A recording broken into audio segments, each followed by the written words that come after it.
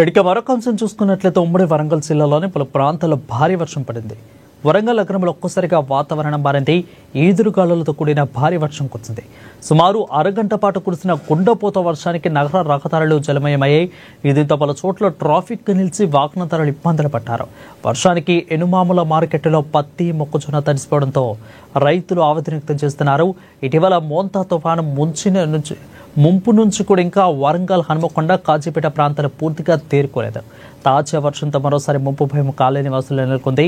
జనగామ జిల్లా వ్యాప్తంగా ఉదయం నుంచి వర్షం కురుస్తుంది. స్టేషన్ గన్పూర్, లింగాల, ఖన్పూర్, తరిగుప్పుల, నర్మెట్ల, బచ్చన్నపేట మండలాల్లో వర్షం పడుతుంది.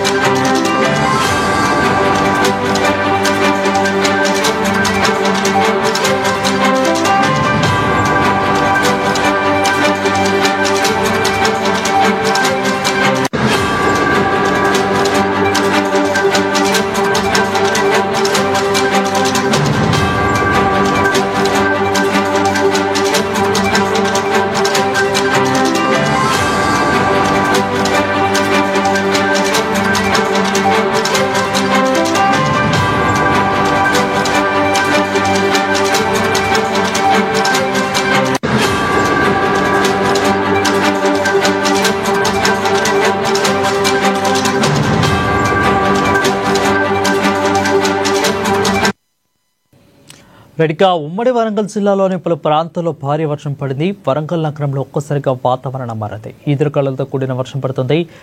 సుమారు అరగంట పాటు కురిసిన కుండపోత వర్షానికి నగర రహదారులు కూడా పూర్తిగా జలమైనట్లు తెలుస్తా ఉంది.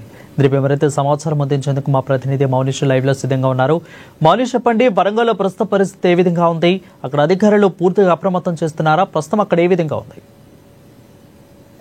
ఈశ్వరన్, 4 రోజుల క్రితం కురిసిన మోంతా తుఫాన్ ప్రభావంతో ఉమ్మడి వరంగల్ జిల్లా వ్యాప్తంగా భారీ వర్షాలు కురిశాయి. ఈ వర్షాలకైతే జనజీవనం అస్తవ్యస్తమైంది. ఇటు వరంగల్, హన్మకొండ, కాజీపేట నగరాల్లో ఈ వరద ప్రభావంతో అనేక ఇబ్బందులు అయితే ప్రజలు పడ్డ పరిస్థితి కూడా నెలకొన్నాయి. అయితే వరద నీరైతే పూర్తిగా ఇళ్లలోకి చేరడం వల్ల ఇటు ప్రజలు, కాలనీవాసులు, ప్రజలు, గ్రామాలు అందరూ ఇబ్బందులు పడిన నేపథ్యం కూడా కనిపిస్తుంది. అయితే గత 4 రోజుల క్రితం జరిగిన ఈ తుఫాన్ ప్రభావంతో ప్రజలు తేరుకోక ముందుకే ఇప్పుడు ఈ రోజు ఉదయం అరగంట సేపు కురిసిన వర్షానికి అయితే ఇటు ప్రధాన రహదారులు మొత్తం జలమయమయ్యాయి. ప్రధాన రహదారులు, కాలనీలు అయితే ఇటు చెరువులను అయితే తలపిస్తున్న నేపథ్యం కనిపిస్తుంది. అయితే ఇటు లోతట్టు ప్రాంతాల్లో ఇప్పటికీ కూడా జలమయమైన పరిస్థితి అయితే నెలకొంది.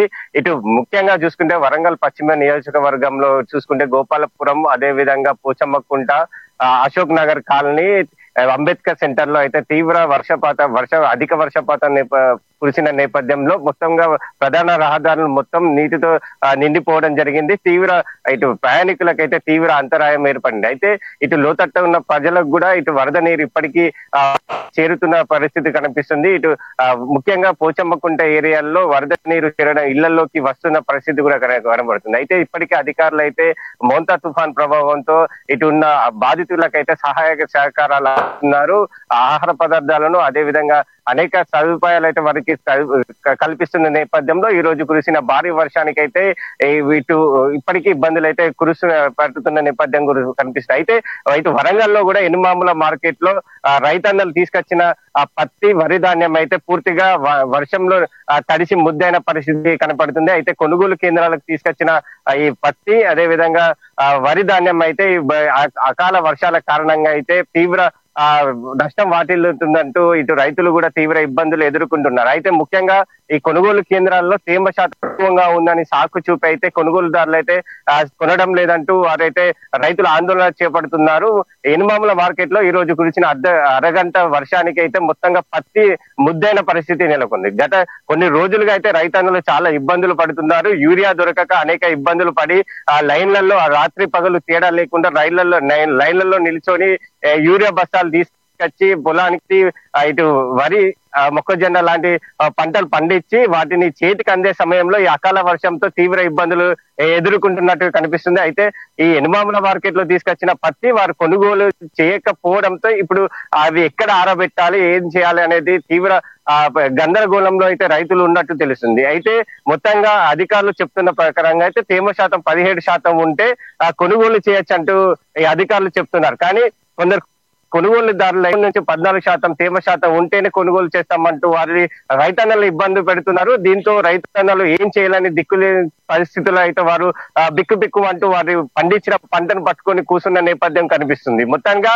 ఈ అకాల వర్షాల కారణంగా ఇటు రైతులు అదేవిధంగా సామాన్య ప్రజలు నగరవాసులు అయితే తీవ్ర ఇబ్బందులు ఎదుర్కొంటున్నారు. మొత్తంగా ముఖ్యంగా ఇది వరంగల్, కాజీపేట, హన్మకొండలో ఈ తుఫాన్ ప్రభావం ఇప్పటికీ చూపిస్తూనే ఉంది. ఎందుకంటే పలు కాలనీలు నీట మునగడంతో అనేక తినడానికి అదే ఉండడానికి అయితే పరిస్థితిని అనుకూలించడం లేదు. ఇప్పటికే సహాయ చర్యలు కూడా అందరూ అందిస్తున్న నేపథ్యం కనిపిస్తుంది. అయితే ఇటు అకాల వర్షాలు, వరద వాటితో అయితే ఇటు కాలనీ వాసులు కూడా ఇప్పటికీ చాలా ఇబ్బందులు పడుతున్నారు.